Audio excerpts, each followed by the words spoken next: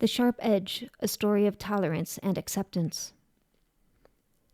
The plumber's curse was the first thing Charlene heard, sharp, metallic against the hum of the dishwasher. Then came the scrape of tools on the tile, the loud clank of pipes, and then a yelp that made her stomach drop. She hurried into the kitchen just in time to see Daisy, her wiry terrier mix latched onto the man's boot. "Daisy, off!" Charlene shouted, her voice as commanding as it was in the hospital halls where she spent most of her days. She tugged at Daisy's collar until the little dog released, teeth clicking as they pulled away.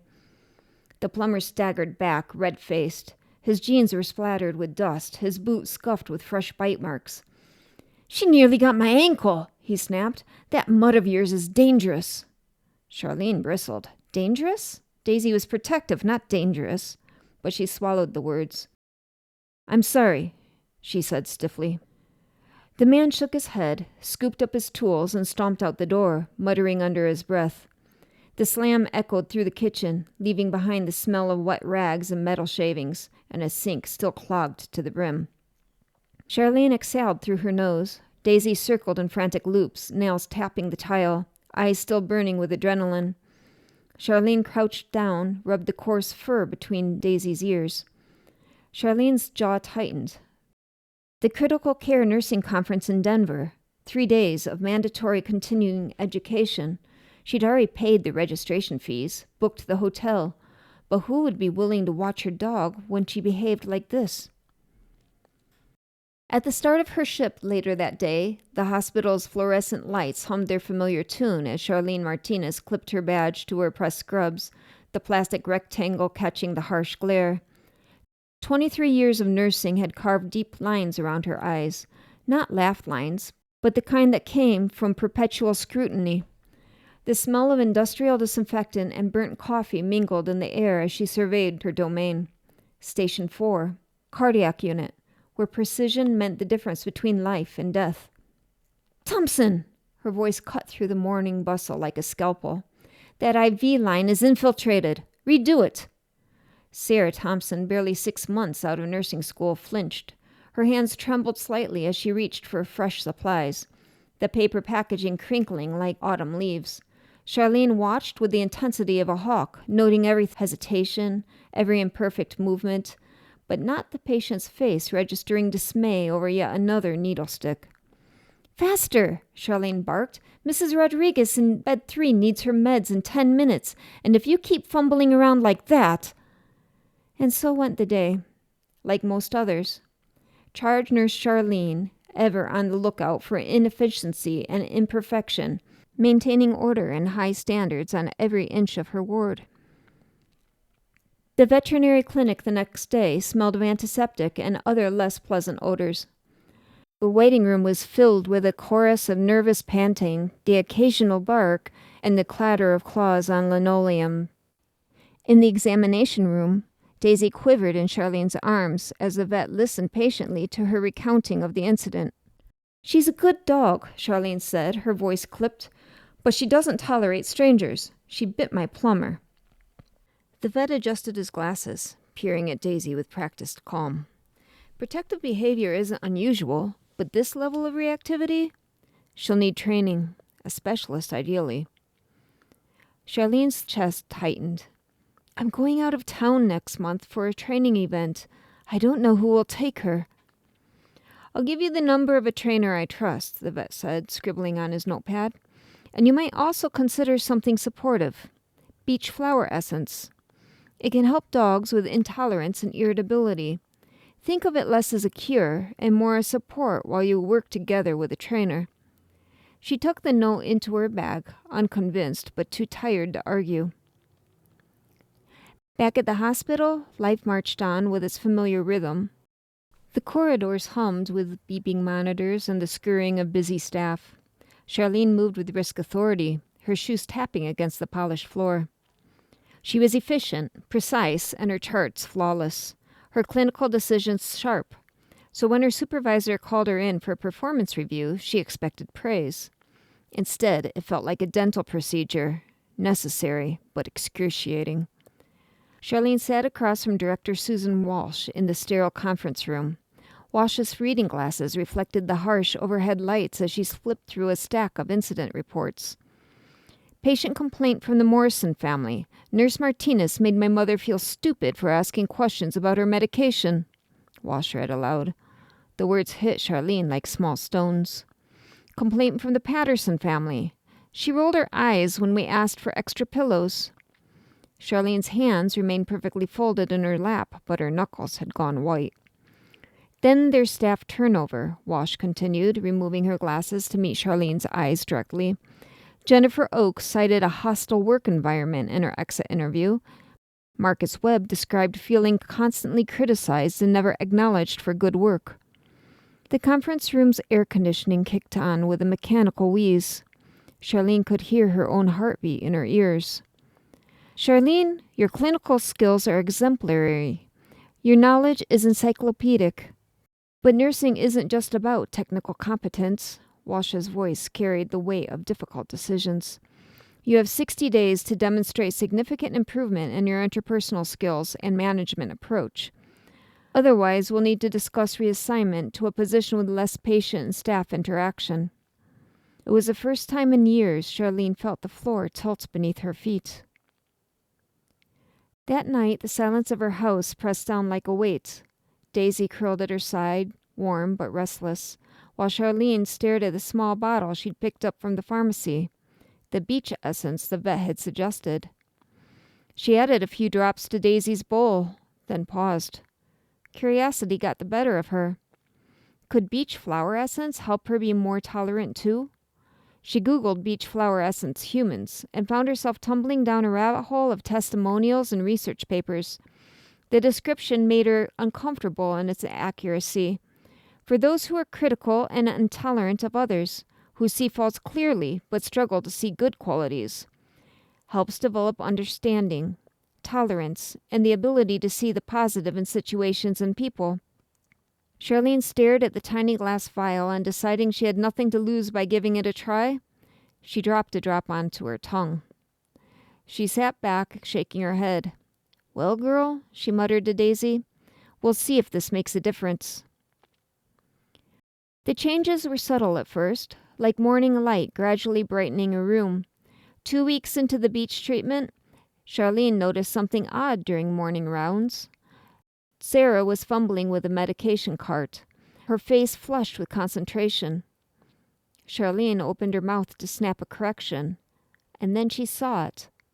Sarah's eyes, bloodshot, dark circles underneath. The criticism died on Charlene's tongue. When had she last looked at Sarah's face instead of just her mistakes? Sarah, is everything all right? Charlene heard herself ask in a softer tone of voice than normal. Sarah's head jerked up, startled. Yes, ma'am. I didn't sleep well. My son was up sick all night. A son? Sarah had a son? Had Charlene known that? Take an extra minute, Charlene said quietly. Double-check your dosages when you're tired. Sarah blinked, as if waiting for the criticism. When it didn't come, she nodded. Thank you. Charlene walked away, feeling strangely unsettled, as if she'd stepped through a doorway she hadn't known was there. 3 weeks in, Charlene caught herself mid-sentence during a busy shift. A new nurse, James, had accidentally triggered a false alarm on a cardiac monitor, sending the whole unit into unnecessary chaos. How many times do I have to tell you people to... Charlene stopped. The words felt harsh in her mouth, acidic. She saw James's shoulders hunch, preparing for impact. She took a breath, chose differently. James, come here. Her voice was still firm, but not cutting. Let me show you how to check the lead connections before assuming it's the patient. See this? If the electrode's loose, you'll get an artifact that looks like VTAC. James leaned in, paying attention. Oh, I didn't realize. Now you do, Charlene said. Next time, you'll know what to check first. The relief on his face was palpable. As he returned to his station, Charlene stood for a moment in the bright corridor, her hands trembling slightly. It had cost her something to swallow that first instinct, but it had also felt right. Less like weakness, more like strength under control. At home, Daisy was learning too. The trainer arrived with a pouch of treats and a cheerful whistle, filling the living room with the smell of liver snacks and the repetitive click of a training tool. Daisy bristled at first, lunging at every knock on the door, every shift of movement. But slowly, with consistency, she began to respond. Sit. Stay. Leave it. Charlene watched, fascinated. She realized the trainer never scolded harshly, never punished. Every correction was paired with encouragement, every failure with a chance to try again. To Charlene's immense relief, the trainer agreed to take Daisy while Charlene would be away for her conference. One evening, after a long shift, Charlene clipped on Daisy's leash and walked through the neighborhood. The air smelled of cut grass and wood smoke, and the sky streaked in lavender twilight. Another dog approached on the far sidewalk. Daisy stiffened, ears forward, a low growl vibrating in her throat. Charlene knelt, voice low and steady. Daisy, sit. Daisy's muscles quivered, but she sat. Charlene's chest swelled with pride. Good girl, she whispered, stroking Daisy's head. The words felt strange on her tongue, foreign, but they tasted sweeter than she expected. And in that moment, Charlene thought of her nurses, her patients. Maybe they needed the same thing Daisy did. Patience, a calm voice, a little encouragement. 4 weeks in, Charlene was making notes at the nurses' station when she overheard Mrs. Anderson, in bed 7, a woman recovering from a heart valve replacement, speaking to her daughter on the phone. No, I can't remember all of these pills, Mrs. Anderson was saying. They tell me so fast. I write it down, and I can't read my own writing. The daughter's voice crackled through the phone speaker, worried and insistent.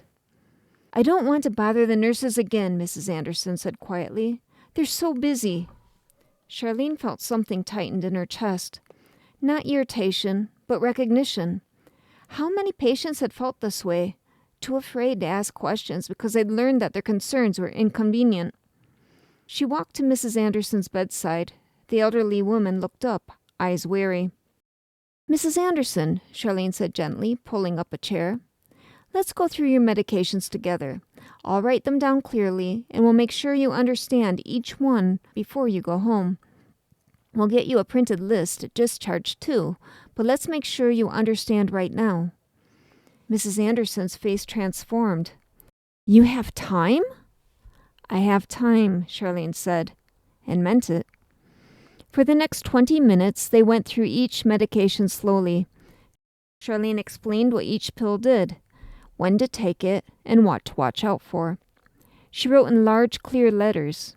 She asked Mrs. Anderson to repeat the information back to her, patiently correcting when needed. When Charlene finally stood to leave, Mrs. Anderson caught her hand. Thank you, she said, her eyes bright. You made me feel like I matter. Charlene felt the words settle somewhere deep. You do matter, Mrs. Anderson. Walking back to the nurse's station, Charlene realized her hands were no longer trembling. The shift in perspective felt less like losing control and more like gaining clarity, seeing people instead of just their problems. The breakthrough came on a chaotic Thursday evening. The cardiac unit was short-staffed, and they'd just admitted 3 critical patients within an hour. Sarah Thompson was struggling with a complex medication calculation while her patient's family hovered anxiously nearby. The old Charlene would have swooped in with corrections and criticism. Instead, she quietly positioned herself at Sarah's shoulder and spoke in a low, steady voice. What's the patient's weight in kilograms? 68? Right. And the dosage per kilogram? Sarah worked through the calculations step by step, Charlene offering gentle guidance when needed. When Sarah arrived at the correct answer, Charlene nodded approvingly. Good work. Your process was methodical and safe. The simple praise hit Sarah like sunshine after rain. Her posture straightened, and she looked directly at Charlene for perhaps the first time since starting on the unit. Later that evening, as Charlene updated patients' charts, she overheard Sarah talking to another nurse. "Charlene actually helped me today instead of just pointing out what I did wrong. It made all the difference." The 60-day review came on a crisp October morning. Director Walsh had a similar stack of papers, but this time they told a different story. Patient satisfaction scores had improved markedly on Charlene's unit. Staff turnover had dropped to nearly zero. The most recent employee survey included comments like, "Charlene has become more approachable," and "She still maintains high standards, but explains things better now." "Whatever you're doing, keep doing it," Walsh said, closing the file. "The board is impressed with the turnaround." Walking back to her unit, Charlene reflected on the irony. She'd set out to fix Daisy's behavioral problems and had somehow addressed her own in the process. The Beech essence bottle sat nearly empty on her kitchen counter now. She'd weaned both herself and Daisy off the drops over the past 2 weeks, but the changes felt deeply rooted, integrated into who she was becoming rather than who she'd been. On a Saturday 2 weeks later, Charlene had called the plumbing company about the kitchen sink which, despite all the things she had tried on her own to solve the issue, was plugged yet again. She secretly hoped they would dispatch a different plumber this time. The doorbell rang. Daisy's head came up, ears alert. But instead of lunging and barking, she looked at Charlene first. "Stay," Charlene said calmly.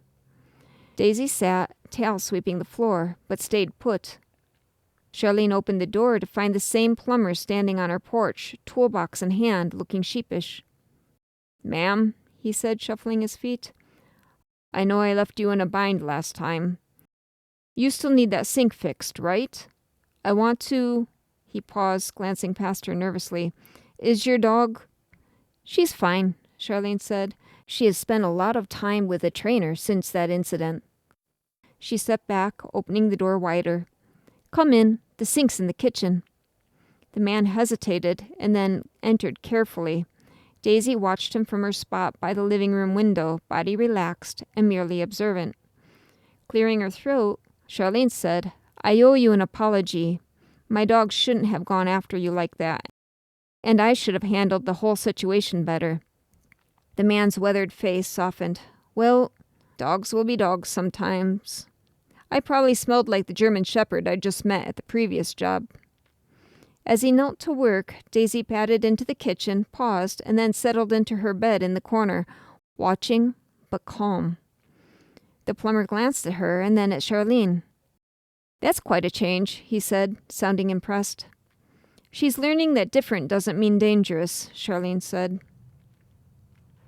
That evening she sat on the porch as dusk settled over the yard. Daisy lay curled at her feet, head warm in her lap. Honeysuckle drifted in from the fence line. Fireflies blinked softly in the grass. Charlene thought of the beach drops, the trainer, the hospital, Mrs. Anderson's grateful smile, and Sarah's growing confidence. None of it had been a miracle. It was work, daily, deliberate, the kind of work that asked her to look past the surface, to see the exhausted mother behind the fumbled IV line, the frightened patient behind the repeated questions, the protective instinct behind the reactive dog. She wasn't finished, not by a long shot, but she'd learned something essential, that the strongest people aren't those who never bend, but those who learn when and how to bend without breaking. Inside the house, her phone buzzed. A text from Sarah. "Thank you for being patient with me today. I know I still have a lot to learn, but I appreciate that I feel like I can ask you questions now." Charlene smiled and typed back. "You're doing great. Questions mean you're thinking critically. That's exactly what I want to see." The words came easier now. Not because she'd lowered her standards, but because she'd learned to see beyond the flaws to the whole person trying their best. She'd learned to meet people where they were, not where she demanded they be. As the last light faded from the sky, Daisy sighed contentedly against her leg. In the distance, another dog barked. Daisy's ears flicked forward, listening, but she didn't move, didn't tense. Just noticed, then let go. Charlene stroked the wiry fur, feeling the warmth of her companion. the cool evening air, and the gentle opening of doors she hadn't even known were locked. It was enough. For now, it was more than enough. And that brings us to the end of The Sharp Edge, a story of tolerance and acceptance. For Charlene, the Beech essence wasn't magic in a bottle. It was a gentle nudge, a reminder to soften, to see beyond flaws, to make space for patience, paired with effort, with training, and with choosing kindness again and again. But it was part of her healing, and Daisy's too. Sometimes the smallest drops can spark the biggest shifts, not because they do the work for us, but because they remind us that change is possible. Thank you for listening. If this story touched you, don't forget to like, subscribe, and share it with someone who might need a reminder that even sharp edges can be softened. Please share any related stories you have in the comments. We'd love to read them. Until next time, take care.